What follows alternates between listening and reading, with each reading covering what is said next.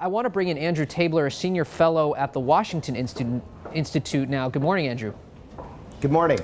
First off, open-ended, what are you seeing at this point? What is most consequential these days that you're seeing in Syria? I think that the big problem that we have at the moment is that it's not just that the weapons inspectors are going to that area and coming under fire. It's that the regime delayed for 5 days their inspections.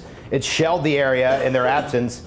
And in the end, the team is only allowed to really determine if weapons have been, or those chemical agents have been used. It's not allowed to assess blame. So it's not going to solve this problem. And I think that those combined reasons are the reason why the Obama administration has announced that it's too late for the Assad regime to comply, and that further action is going to be underway. The question is what at this point? And answer that question. What do you expect? I think you're going to have, it seems, pinpointed airstrikes using Tomahawk or cruise missiles on different areas in Syria, and on maybe different regime elements that purportedly use these weapons. Could be on command and control. The problem is now the scale. If you hit a lot of sites, or too many, you could have collateral damage. If you hit too few, Assad doesn't get the message and he uses the weapons yet again. And he's used them in the past, according to U.S. intelligence assessments.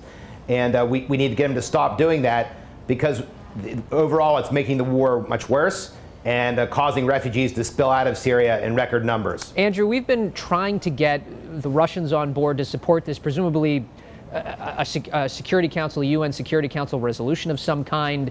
At this point, is that even possible? And does it matter? Are we just going to act unilaterally? No, it's not going to happen, I think. Russia has taken a very clear position with the regime. It has consistently. In the end, a resolution is not needed in this instance. It could be done with a coalition. And here we're looking at an ad hoc coalition and probably an intervention similar to Kosovo, but without NATO. So in this instance, we're looking at Western European allies with the United States, Britain, France.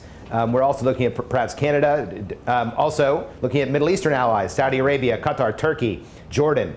And that coalition of countries could carry out these punitive strikes on the Assad regime for the use of chemical weapons. Okay, Andrew, stay there. Sam Dagger, Wall Street Journal reporter in Damascus, I want to bring you back in. Sam, how dangerous is it for reporters in Syria right now?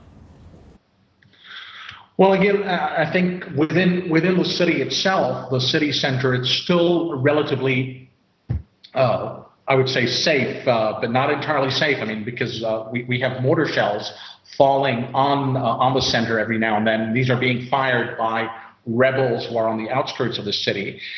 Obviously, it's a very tense situation, but so far, I think it's manageable. Sam, thanks so much. Andrew, I want to bring you back in for one last question. The Saudis, we got a great story on A1 today about how the Saudis are making a big push to get Assad removed. Tell us, why are they dead set on it, and does it make sense for us to help them? Well, among the opposition ranks, we have two major trends. We have those of the secular nationalist trend, and we have the extremists, among them Jabhat al-Nusra and al-Qaeda affiliates. Unfortunately, by not arming the moderates over the last 2 years, we have instead allowed those in the Arab Gulf and elsewhere, a lot of private individuals, to fund the extremists. And they're the best armed. And we need to build up the moderate forces inside the Syrian opposition in order that in the end, this post-Assad Syria, that we have a nationalist government that's in line with U.S. interests.